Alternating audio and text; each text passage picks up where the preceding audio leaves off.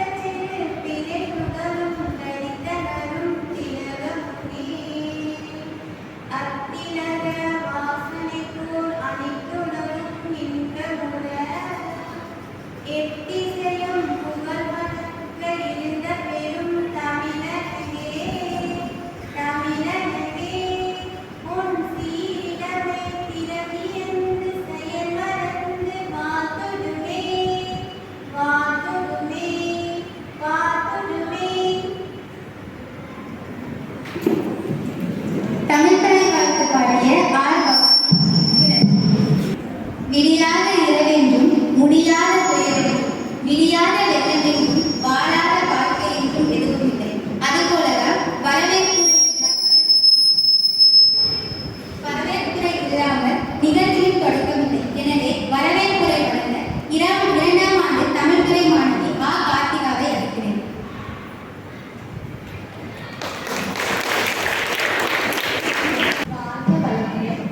கல்வி என்பது கடல், அதை கற்றுக் கொடுப்பது தொழில் அல்ல நகம்.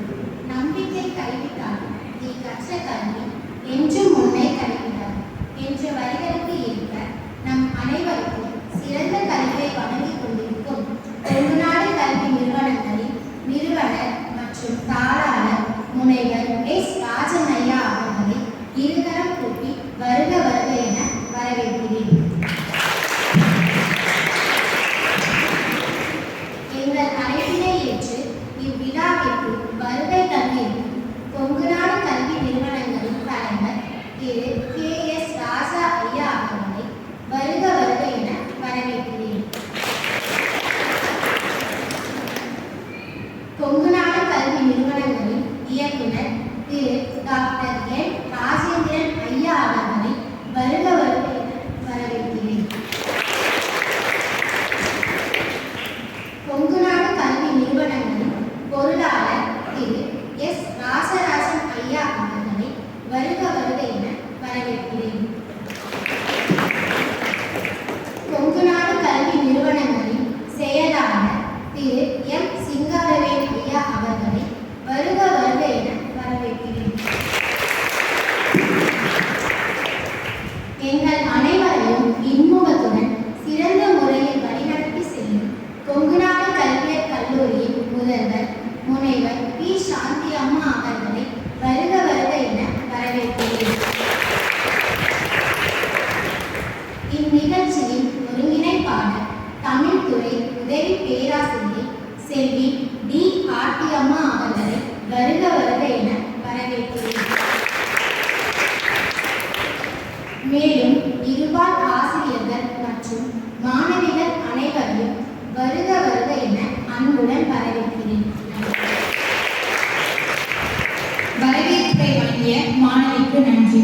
வெற்றி வந்தால் பணிவு அவசியம், எதிர்ப்பு வந்தால் துணிவு அவசியம், எது வந்தாலும் நம்பிக்கை அவசியம். அதுபோல மாணவிகளுக்கு நிகழ்ச்சியின் அறிமுக உரையை வழங்க உதவி பேராசிரியர் து. ஆர்த்தி அவர்களை அன்புடன் அழைக்கிறேன். செந்தமிழாய், கல்வித் தமிழாய், இன்பத் தமிழாய், பைந்தமிழாய், எட்டு திக்கும் போற்றப்படும் என் தாய்மொழியான தமிழ்மொழிக்கு என் முதல்வன் வணக்கத்தை உரித்தாக்குகிறேன். மற்றும் அவையில் அமர்ந்திருக்கும் சான்றோர் அவர்களுக்கும் மாணவிகளுக்கும் என் வணக்கத்தை தெரிவித்துக் கொள்கிறேன்.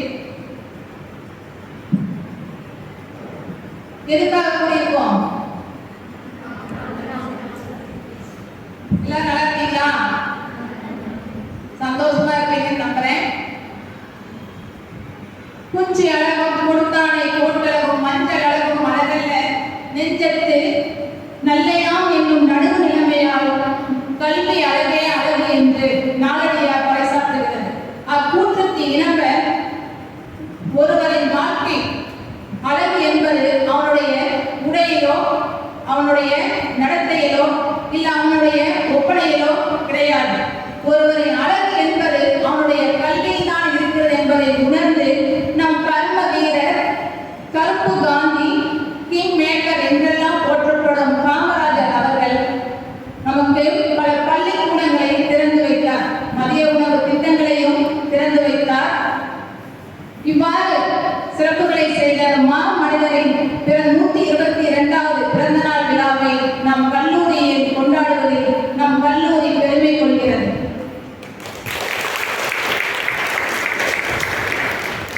அம்மாமனிதரின் பிறந்த நாள் விழாவை அறிமுகம் செய்வதில் நான் பெருமகிழ்ச்சி அடைகிறேன்.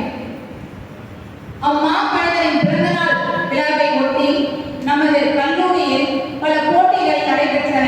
கட்டுரை போட்டி, ஓவிய போட்டி, பேச்சு போட்டி போன்ற போட்டிகள் நடைபெற்றன. அதில் நம் கல்லூரி மாணவிகள் தானாகவே முன்வந்து ஆர்வத்துடன் கலந்து கொண்டு தன் திறமைகளை காட்டி தன் அறிவை வளர்த்துக் கொண்டார்கள் என்பதையும் இத்தருணத்தில் தெரிவித்துக் கொள்கிறேன்.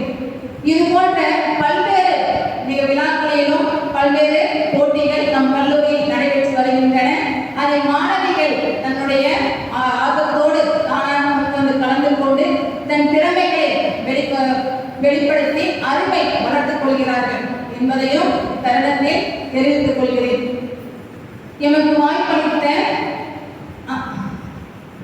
வாய்ப்பளித்த நல்லுள்ளங்களுக்கு நன்றி கூறி விடைபெறுகிறேன். நன்றி, வணக்கம். நிகழ்ச்சியின் அறிமுக உரை வழங்கிய ஆர்த்தி அம்மா அவர்களுக்கு நன்றி.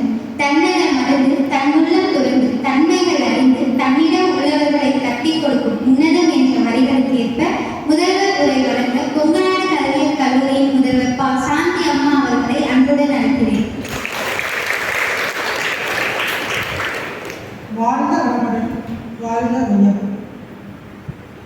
இன்று நமது கல்லூரி நடைபெறக்கூடிய கர்ம வீரர் காமராஜர் அவர்களின் 122வது பிறந்தநாள் விழாவிற்கு நமது அழைப்பினை ஏற்று வருகை தந்துள்ள நமது கொங்குநாடு கல்வி நிறுவனத்தின் இயக்குனர் முனைவர் என் ராஜேந்திரன் ஐயா அவர்களுக்கும், நமது கொங்குநாடு கல்வி நிறுவனங்களின் செயலாளர் மதிப்பிற்குரிய திரு எம். சிங்கார் வேலு ஐயா அவர்களுக்கும் மற்றும் நமது கல்லூரியில் பணிபுரியும் இருவார் உதவி பேராசிரியர்களுக்கும் வருங்காலத்தில் சிறந்த ஆசிரியர்களாக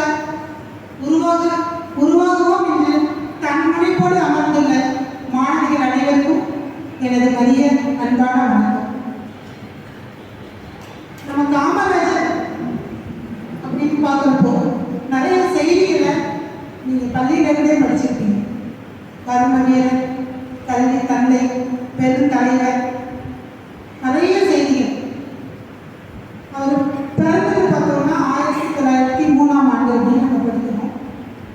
120 ஆண்டுகளுக்கு முன்னாடி ஒருத்தர் பிறந்தாரு. நம்ம தமிழகத்துடைய முதலமைச்சராக 1954 1963 வரை இருந்தார். 9 ஆண்டு காலம் இருந்தார். இவ்வளோ 1903 பிறந்தவர் 9 ஆண்டு காலம் தமிழக முதலமைச்சராக இருந்திருக்காரு அப்படிங்கிறது ஒரு பெருமை. அந்த பெருமையை இன்னைக்கும் அவரோட பிறந்த நாளை கொண்டாடணும் அப்படின்னா அதுக்கு என்ன காரணம்? இங்கே அதுதான் ரொம்ப முக்கியமான ஒரு செய்தி. இப்போ தமிழக முதலமைச்சர் ஒவ்வொருத்தரோட பிறந்த நாளையும் நம்ம கொண்டாடுறது கிடையாது. அந்த ஒரு தலை சிறந்த தலைவரோட பிறந்த நாளை கொண்டாடுறோம் அப்படின்னா அது முக்கிய காரணம் அவருடைய தியாகம், தன்னலமற்ற ஒரு தியாகம், அவருடைய தொண்டு, அவருடைய எளிமை. அவர் எங்கேயுமே பார்த்தீங்கன்னா நான் வந்து ஒரு முதல்வர், அதாவது ஒரு சீஃப் மினிஸ்டர் அப்படிங்கிற ஒரு கர்வத்தோடு இருந்ததே கிடையாது. நாட்டில் இருக்கக்கூடிய ஒவ்வொரு மனிதர்களையும் சாதாரணமாக பழகக்கூடிய ஒரு நபர். அதே போல் அதிகமாக நாட்டுப்பற்றுடையவர் அப்படின்னு நம்ம செய்திகள் நிறைய படிச்சிருக்கிறோம். இப்போ இன்னைக்கு கொண்டாடுறோட காரணமே அவருடைய செய்திகளை வரக்கூடிய தலைமுறை மாணவிகளும் அதை படிக்கணும். அவரை போல நம்ம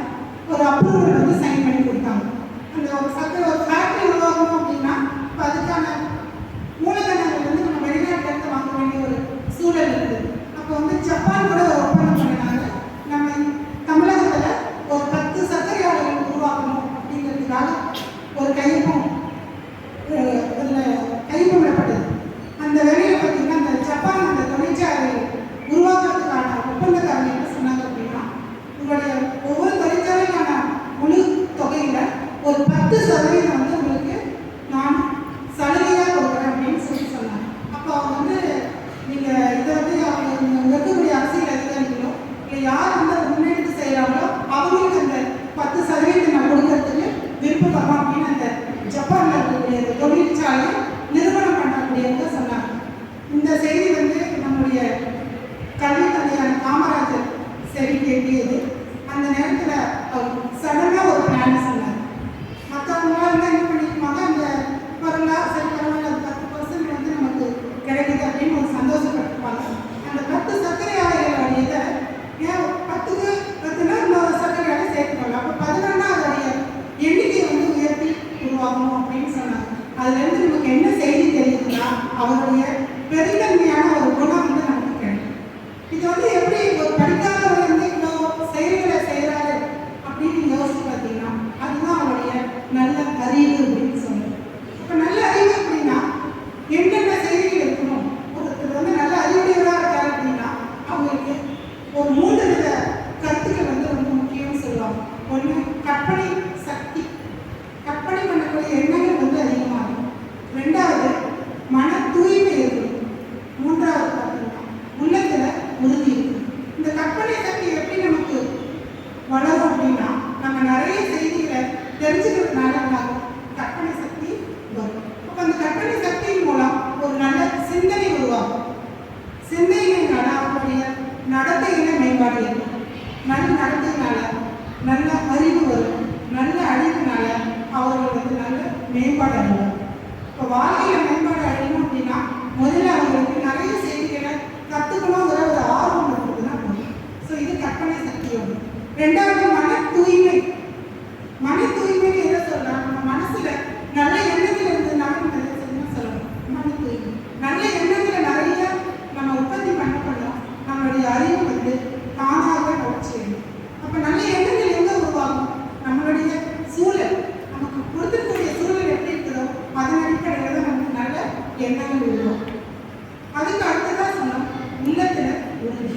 என்னைக்கு ஒரு மனிதனுக்கு வந்து ஒரு கற்பனை சக்தி அதிகமாகுது, நல்ல எண்ணங்கள் வருது அப்படியே, அந்த நேரத்தில் அவங்களுக்கு ஒரு தன்னம்பிக்கை வரும். அந்த தன்னம்பிக்கை தான் சிம்பிளா என்ன சொல்றோம் அப்படின்னா உள்ளத்துல ஏற்படக்கூடிய உறுதி. அப்ப நீங்க இந்த நாளில் இங்க இருக்கக்கூடிய ஒவ்வொரு மாணவனையும் ஏதாவது ஒரு சின்ன செய்தியை தெரிஞ்சுக்கிட்டு நீங்க அதை உங்களுடைய வாழ்க்கையில பயன்படுத்துறீங்க அப்படின்னா அதுதான் இந்த நாளில் நம்ம காமராஜருக்கு நம்ம செய்யக்கூடிய ஒரு மிகப்பெரிய ஒரு உதவியா நம்ம நினைக்கிறோம். அதாவது எதுக்கு சொல்றாங்க அப்படிங்கிறத ஒரு நிமிஷம் நம்ம யோசிக்கணும். அந்த யோசிச்சு அந்த தெரிஞ்சுக்கக்கூடிய செயலை நம்ம என்ன பண்ணணும், நம்மளுடைய வாழ்க்கையில பயன்படுத்த கற்றுக்கணும். அதுதான் நீ கட்டத்தோட முழு பயனும் நீங்க அடைய முடியும். ஏதோ நான் புத்தகத்துல படிக்கிறேன், காலையில் ஒரு செய்தியை கேட்கிறேன், கண்ணில் ஒரு மொபைலை பார்க்குறேன் அப்படின்னா அந்த பார்க்கறதோட அந்த செயல் முடிஞ்சிருச்சு அப்படின்னா நீ அந்த செய்தியை கேட்கறதுனால உங்களுக்கு எந்த ஒரு பயனுமே கிடையாது. ஒரு சின்ன செய்தி தெரிஞ்சுக்கிட்டாலும் அந்த செய்தியை நான் என்னுடைய வாழ்க்கையில தேவைப்படும் போது பயன்படுத்துவேன் அப்படிங்கிற ஒரு எண்ணத்துல நீங்க இருந்தீங்கன்னா கண்டிப்பா நீங்க பிற்காலத்துல இங்க இருக்கக்கூடிய நிறைய மாணவிகள் வந்து இன்னொரு காமராஜரா உருவாக்குறதுக்கான வாய்ப்புகள் இருக்கு என்று கூறி விடைபெறுகிறேன். சிறப்பாக பேசிய முதல்வர் அம்மா அவர்களுக்கு நன்றி. தலைமை பண்பு என்பது தான் மட்டும் உயர்வதல்ல, தன்னை சார்ந்தோரையும் உயர்த்துவது. இதுபோல மாணவர்களின் உயர்வுக்கு என்றும் உறுதுணையாய் இருக்கின்ற கொங்குநாடு கல்வி நிறுவனங்களின் இயக்குனர் திரு டாக்டர் என் ராஜேந்திரன் ஐயா அவர்களை அன்புடன் வரவேற்கிறேன்.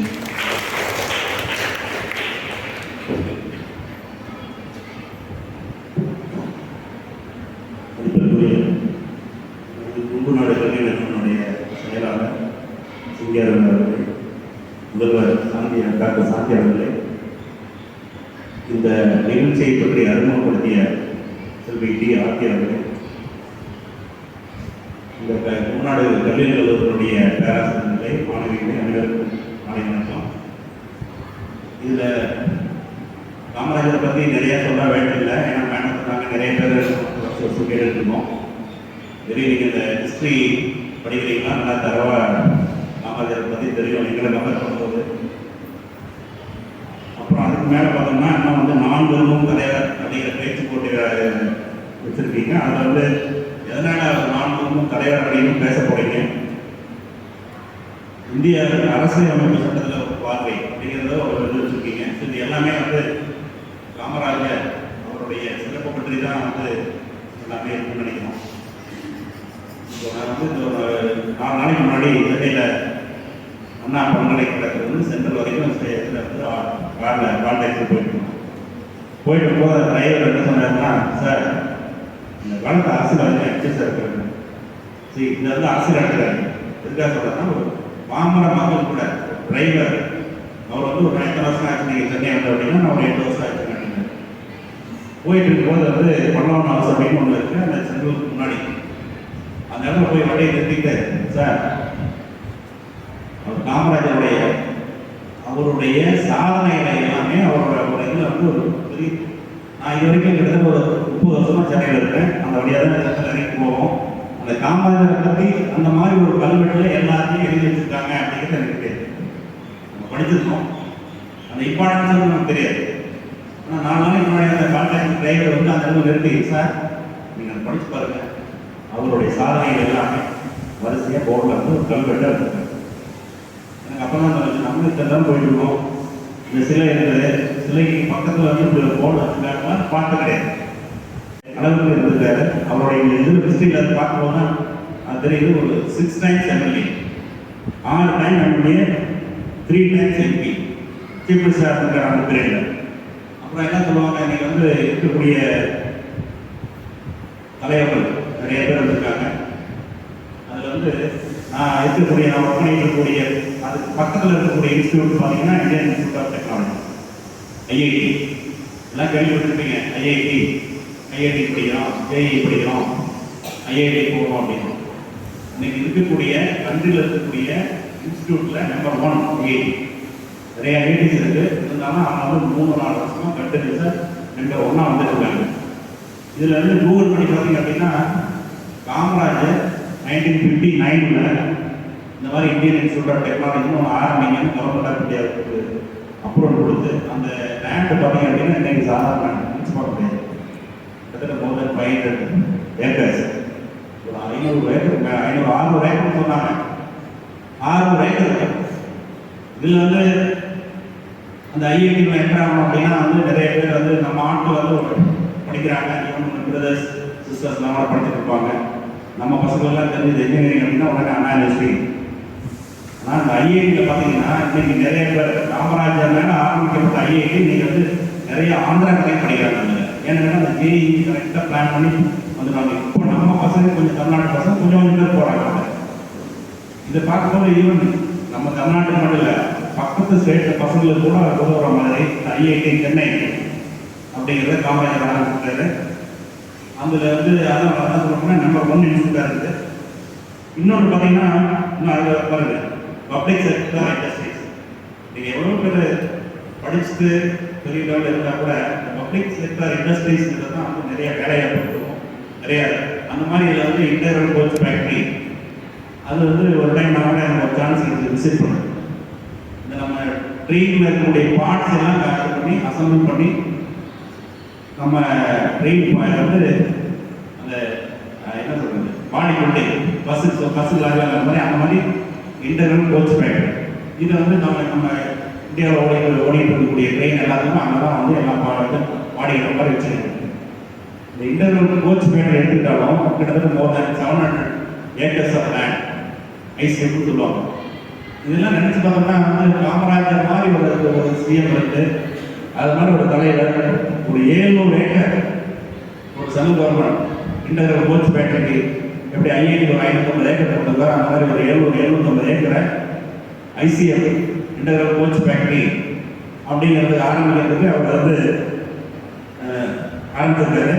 இன்னும் நிறைய பார்த்தீங்கன்னா திருச்சி பக்கங்களுக்கு தெரியும். பெல் அப்படின்னா என்ன, திருச்சியில் இருந்து அந்த ரோட்டில் போகும்போது பிஹெச்இஎல் எவ்வளோ பெரிய வந்து பப்ளிக் செக்டர் யூனிட் பிஹெச்இஎல்.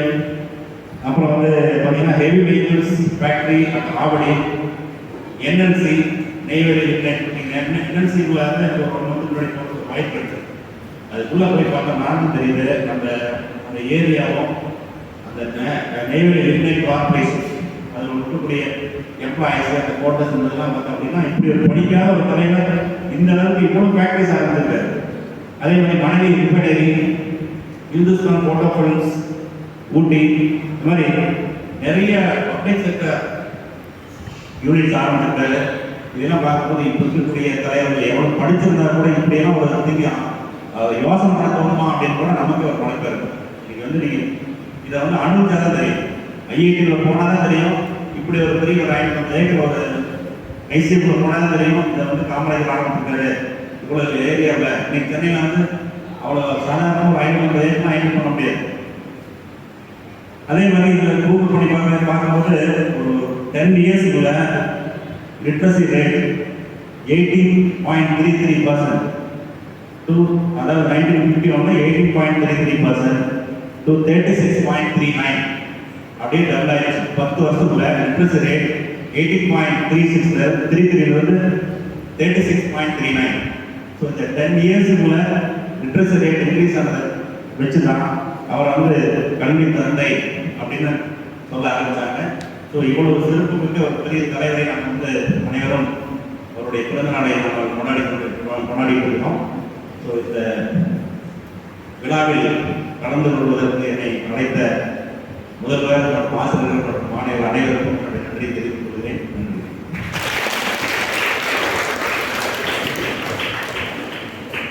ஐயாவின் பொன்னான கருத்துக்களை எங்களுடன் பகிர்ந்து கொண்டதற்கு நன்றி. முன்னேறுவதற்காக சிந்தனை செய்பவர் இளைஞர். தனது சிந்தனையை தீட்டி இளைஞர்களை முன்னேற்றுவதற்கு தூண்டுவது ஒரு கவிஞர். இந்த இரண்டையும் உருவாக்குவது நல்ல ஒரு தலைவர். எளிமையான வெளிப்பாடு என்ற வரிகளுக்கு இணங்க விலகி வரும் கொங்குநாடு கல்வி நிறுவனங்களின் செயலாளர் திரு எம் சிங்காரவேல் ஐயா அவர்களை அன்புடன் அழைக்கிறேன்.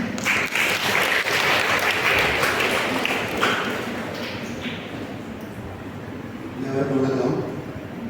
நமது டாக்டர் ராஜேந்திரன் அவர்களுக்கும் பிரின்சிபால் அவர்களுக்கும் ஆசிரியர் அவர்களுக்கும் மாணவ மாணவியர்களுக்கும் எல்லோருக்கும் நமது கல்வி நிறுவனத்தின் சார்பாக தெரிவித்துக் கொண்டு காமராஜர் என்ன பண்ணாங்க எல்லாம் நல்லா பேசிட்டாங்க. அதாவது ராஜேந்திர சார் நல்லா நான் இதுவரை கேட்டதே பேசி இன்னைக்கு தான் பேசியிருக்கேன். அதனால் அவர் சொன்ன காமராஜர் இதில் வந்து நான் நிறைய நாள் அவங்கள போட்டு டைம் பாஸ் பண்ணிக்கிறேன். அந்த போர்டில் படிச்சிருக்கேன். நான் நிறைய நாள் படிச்சிருக்கேன், போய் ஸ்டே பண்ணிக்கிறேன். ரொம்ப சுற்றி பார்த்துட்டு அந்த போர்டுங்கிறது சொன்னதான் பெரிய இன்வெல்ட் பண்ணணும் போகிற வாய்ப்பு கிடைக்கணும்னு தெரியல. அதனால் நீங்களும் போன சுற்றுலா பண்ணி காமராஜர் மாதிரி பேர் வேண்டி நல்லா அளவுக்கு நீங்களும் பேர் எடுத்து வருங்காலம் என்னென்ன உதவி உங்களால் முடிஞ்சது ஓரளவுக்கு முன்னாடி போகல உங்களால் முடிஞ்சது உங்களால் முடிஞ்ச ஒரு 2 பேருக்கு தான் உதவி பண்ண வேண்டிய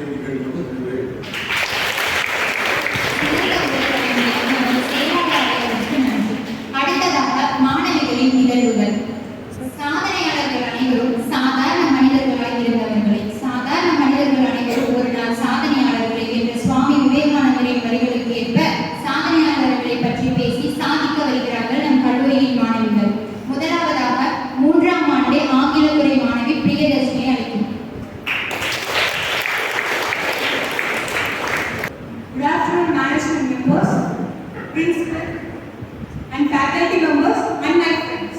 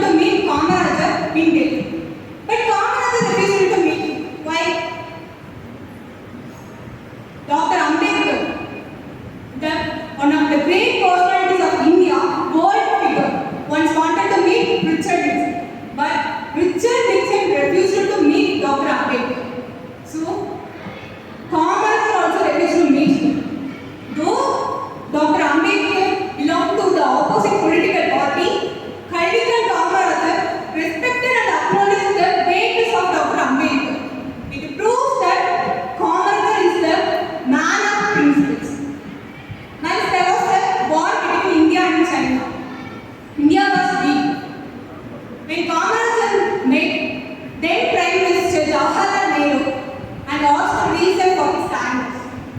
Nehru said that they need a weapon from America. Kamaraj replied, give money and bring it.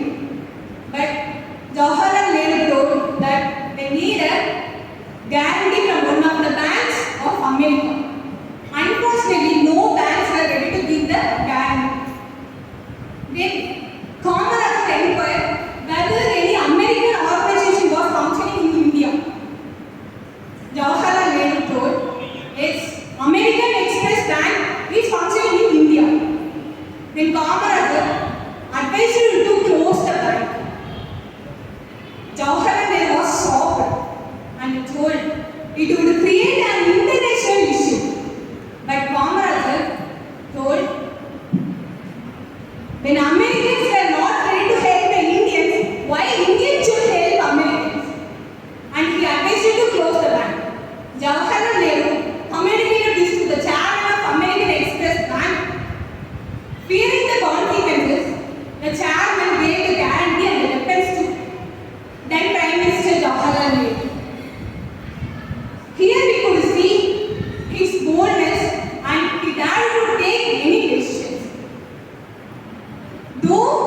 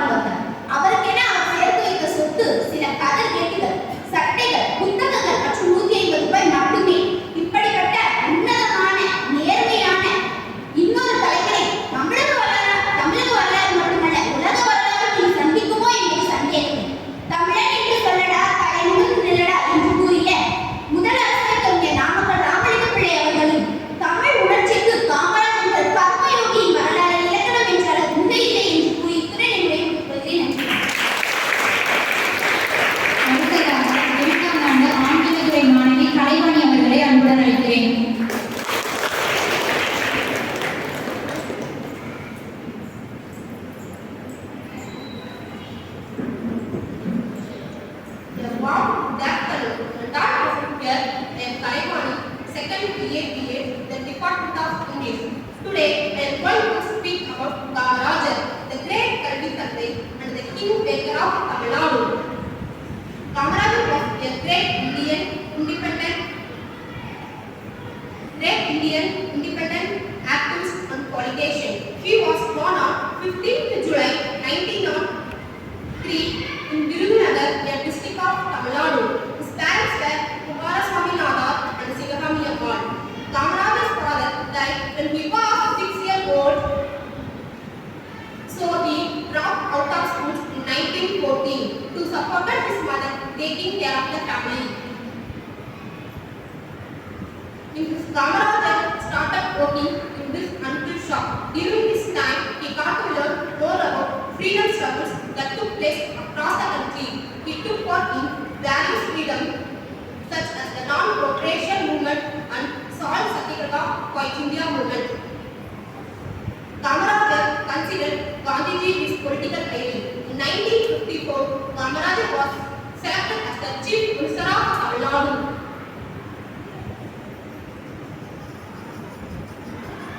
His first book as the Chief Minister was the opening of about 6,000 schools across the state. Kamarajar served as the third Chief Minister of Tamil Nadu from 1954 to 1963. He was popularly called as Kingmaker for his role making Indira Gandhi and Lal Bahadur Shastri as the Prime Minister of India.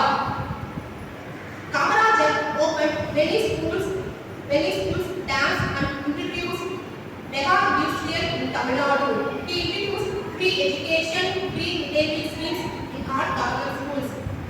His government was known as the Golden Period of Tamil Nadu. His Kamarajar was selected as the President of Indian National Congress in 1963.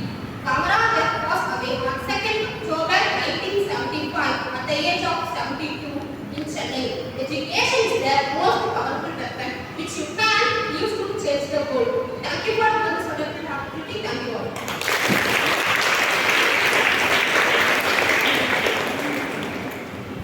அடுத்ததாக 122வது காமராஜர் பிறந்தநாளையொட்டி இன்று நடைபெற்ற பேச்சு போட்டி, ஓவிய போட்டி மற்றும் கட்டுரை போட்டியில் பங்கேற்று வெற்றி பெற்ற மாணவர்களுக்கு சான்றிதழ் வழங்கும் தருணம் இது. முதல் பேச்சு போட்டியில் கலந்து கொண்டு முதலிடம் பெற்ற ரசிகா அவர்களை அன்புடன் அழைக்கிறேன்.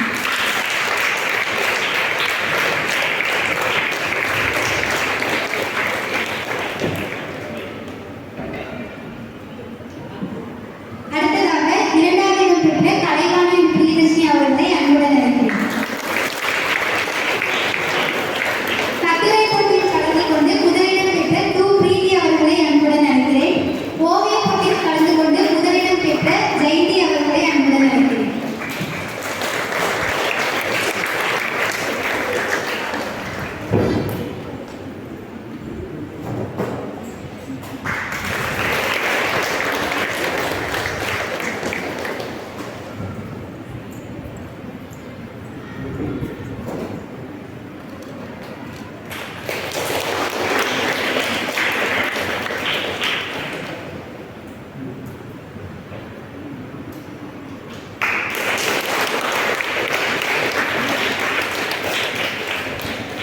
இப்பொழுது இந்திய அரசியலமைப்பு பற்றி தகவல்களை நம்முடன் பகிர்ந்து கொள்ள 2ஆம் ஆண்டு வரலாற்றுத்துறை மாணவிகளை வரவேற்கிறோம். நம் நாட்டின் குடிமகனை பற்றி பேச வருகிறார் சு. கனகா.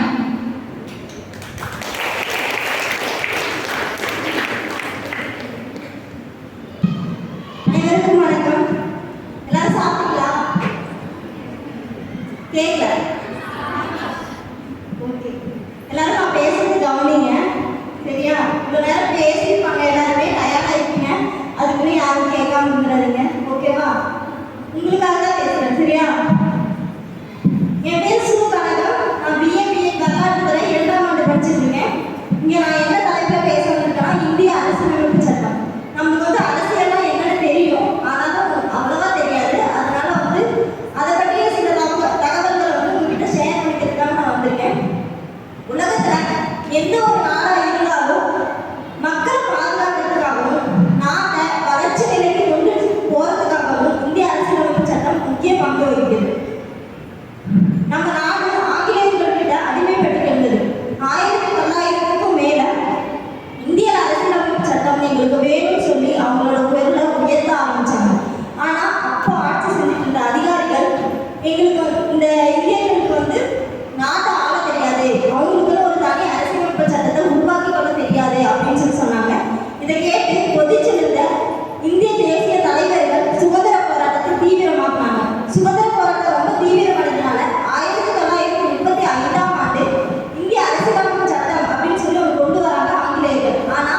லிஸ்ட் வச்சு நாடு வந்து எங்க கட்டுப்பாட்டில் தான் இருக்கும், உயர் பதவிகளில் வந்து நாங்கள் தான் இருப்போம் அப்படின்னு சொல்லி சொன்னாங்க. உலகமே உறங்கிட்டு இருக்க வேலையில நள்ளிரவுல நம்மளோட இந்திய தேசம் சுதந்திரம் அடைஞ்சது. அன்னைக்கு மக்களாட்சி பெற்ற தன்னாட்சி நாடா திகழ்ந்த இந்தியா இன்னைக்கு உலகிலேயே மிகப்பெரிய ஜனநாயக நாடா திகழ்ந்தது. சுதந்திரத்துக்கு அப்புறம் அம்பேத்கரோட தலைமையில 7 பேர் கொண்ட குழு இந்திய அரசியலமைப்பு சட்டம் அப்படின்ற 29 ஜனவரி 1947 அன்னைக்கு இந்திய அரசியலமைப்பு சட்டத்தை பற்றிய வேலைகளை வந்து தொடங்கினாங்க. 12 அட்டவணைகள், 22 பிரிவுகள், 465 உட்பிரிவுகள் கொண்ட உலகிலேயே மிக நீண்ட அரசியலமைப்பு சட்டத்தை உருவாக்கினாங்க நம்ம இந்திய தேசிய தலைவர்கள். 1950 ஜனவரி 26 முதல் இந்திய அரசியலமைப்பு சட்டம் நடைமுறைப்படுத்தப்பட்டது. அந்த நாளை தான் நம்ம இன்னி வரைக்குமே குடியரசு தினமா கொண்டாடிக்கிறோம். குடியரசுத் தலைவர் அப்படின்னா யாரு? குடியரசுத் தலைவர் பற்றி யாராவது எதாவது தெரியுமா? நான் சொல்றேன். குடியரசுத் தலைவர் அப்படின்றது வந்து இந்தியாவோட முதல் குடிமகன். அதாவது குடியரசுத் தலைவர் வந்து இந்தியாவுக்கு தலைவர் அப்படின்னு சொல்லுவாங்க. ஆனா பிரதமர் வந்து இந்திய அரசாங்கத்தோட தலைவர். குடியரசுத் தலைவர் இந்தியாவோட தலைவர். அதே மாதிரி இப்போ 2024 நம்மளோட குடியரசுத் தலைவர் யாரு அப்படின்னா திரௌபதி முர்மு. இவங்க வந்து 15வது குடியரசுத் தலைவர். இந்தியாவோட முதல் குடியரசுத் தலைவர் யாரு அப்படின்னா ராஜேந்திர பிரசாத். இவர் வந்து அதிக நாட்கள் குடியரசுத் தலைவரா நம்ம நாட்டில் இருந்திருக்காரு. 1950 முதல் 1962 வரை குடியரசுத் தலைவரா பணியாற்றிருக்காரு. குடியரசுத் தலைவர் எங்க தங்கியிருப்பார் அப்படின்னா ராஷ்டிரபதி பவன்ல தான் தங்கியிருப்பாரு. இவரோட மாத வருமானம் 1,50,000. இவரோட ஆட்சி காலம் எப்படின்னா 5 வருடங்கள் ஆட்சி செய்யலாம், 2 முறை வந்து ஆட்சி செய்யலாம். இவருக்கான தகுதிகள் அப்படின்னு சொல்லி கூட எல்லா நாட்டிலுமே குடியரசுத் தலைவரா ஆய முடியாது. சில தகுதிகள் இருக்கும். அந்த தகுதிகளை படிக்கும் போது நம்ம வந்து பிஎட் படிச்சிருந்தா தான் நம்மளால வந்து டீச்சர் ஆக முடியும் இல்லையா? அதே மாதிரி குடியரசுத் தலைவர் ஆகணும்னா அவருக்கு சில தகுதிகள் இருக்கு. என்னன்னா முதல் தகுதி அவருக்கு வந்து இந்திய குடிமகனா இருக்கணும். குடியரசுத் தலைவர் ஆக போகிறவர் வந்து இந்திய குடிமகனா இருக்கணும். அதுக்கப்புறம் 35 வயது பூர்த்தி அடைஞ்சிருக்கணும். பாராளுமன்றத்தில் எந்த ஒரு உறுப்பினராகவும் குடியரசுத் தலைவர் இருக்கக்கூடாது. அதே மாதிரி அரசு ஊதியம் பெறும் எந்த ஒரு வேலையும் அவர் ஈடுபட்டு இருக்கக்கூடாது. இந்த தகுதிகள் இருந்தால் மட்டுமே அவர் வந்து அடுத்த ஜனாதிபதியா வந்து தேர்தல் வந்து போட்டியிட முடியும். தேர்தல் இப்போ வந்து குடியரசுத் தலைவர் வந்து நம்ம வந்து தேர்ந்தெடுக்கிற மாதிரியான தேர்தல் நடக்காது. எப்படின்னா நம்ம எப்படி தேர்ந்தெடுப்போம்? வேட்பாளர்களோட பெயர் இருக்கும், பெயர் பட்டியல் இருக்கும். அந்த விஷயத்துல வந்து அவங்களோட சின்னம் இருக்கும், அவங்க நேரம் ஒரு கட்டன் இருக்கும். அதை ப்ரெஸ் பண்ணா நம்மளோட ஓட்டு வந்து பதிவாகும். ஆனா குடியரசுத் தலைவர் தேர்தலை வந்து நம்ம ஈடுபடவே மாட்டோம். தலைமை என்பது சிறந்தவராக இருப்பது மட்டுமில்லை, மற்ற அனைவரையும் சிறந்தவர்களாக மாற்றுவதாகும். மேலும் நன்னடத்தையும் பணியையும் வாய்மையும் கொண்டு அனைவரையும் பாதுகாக்கும், அன்புடனும் அரவணைக்கும் நற்குணங்களை கொண்ட கொங்குநாடு கல்வி நிறுவனர் மற்றும் தாளாளர் திரு முனைவர் எஸ். ராஜன் ஐயா அவர்களை அன்புடன் அழைக்கிறேன்.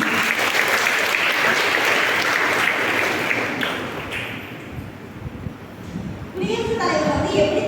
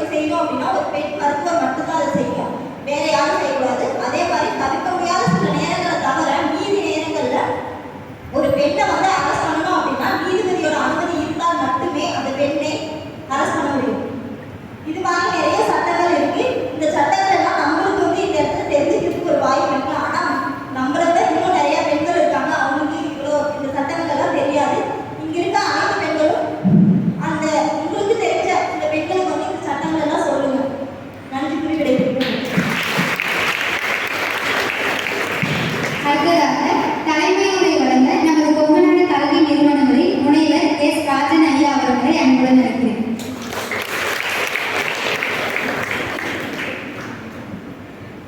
பெருந்தலைவர் காமராஜர் இந்த விழாவில் வேட்டாவது சாரி சவுண்ட்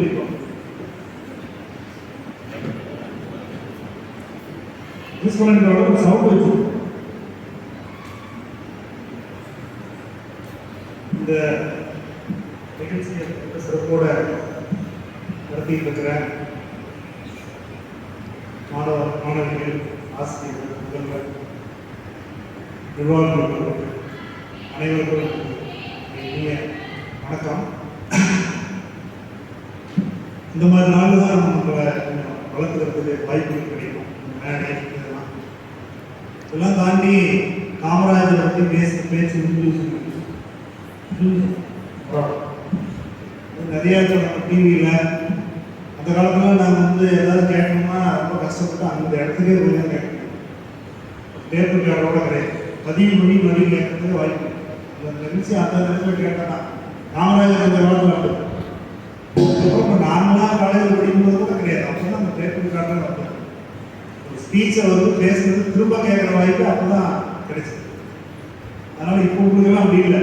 நீங்கள் யார் பேசுறது, எங்கே பேசுறது, எப்போ வேணாலும் உங்கள் செல்லில் அப்படியே உடனே பார்க்குறாங்க. அதனால் நிறைய நிகழ்ச்சி நிறைய பேசியிருக்கீங்க. காமராஜரை பொறுத்து எனக்கு தெரிஞ்சு ஒரே அவரோட சிறப்புகள் நம்ம எல்லாத்துக்கும் ஓரளவுக்கு தெரியும். ஸோ அதில் எதையாவது நாம் இம்ப்ளிமெண்ட் பண்ண முடியுமா? நீங்கள் ஒரு ஸ்டூடெண்ட்டாக இருக்கலாம், நாளைக்கு டீச்சராக இருக்கலாம், ஒரு பேரண்ட் ஆகலாம், ஒரு அரசியல்வாதி ஆகலாம். இன்னைக்கு அரசியல்வாதிகள் எத்தனை பேர் எப்படி இருக்கான்னு உங்களுக்கு தெரியும். இந்த அரசியல்வாதிகளையும் இந்த காமராஜரையும் கொஞ்சம் கம்பேர் பண்ணி பாருங்க. அவர் தான் அரசியல்வாதியாக இருந்திருக்காரு. அப்போ உங்களுக்கு அந்த வேறுபாடு தெரியும். ஸோ அதை வச்சு நீங்கள் ஒரு நல்ல எதிர்கால தலைவர்களை தேர்ந்தெடுக்கிறதுக்கு நீங்கள் யோசிக்கலாம். பாயிண்ட் போட அடுத்தது உங்கள் லைஃப்பில் நீங்கள் அதில் எதையுமே நம்ம போராட்டம் அப்படிங்கிறது அப்பப்போ கொண்டாட பண்ணி பார்த்துட்டு வாங்க. நம்மளும் ஒரு நல்ல மனிதராக ஆரம்பி வாய்ப்பு நன்றி. சிறப்பாக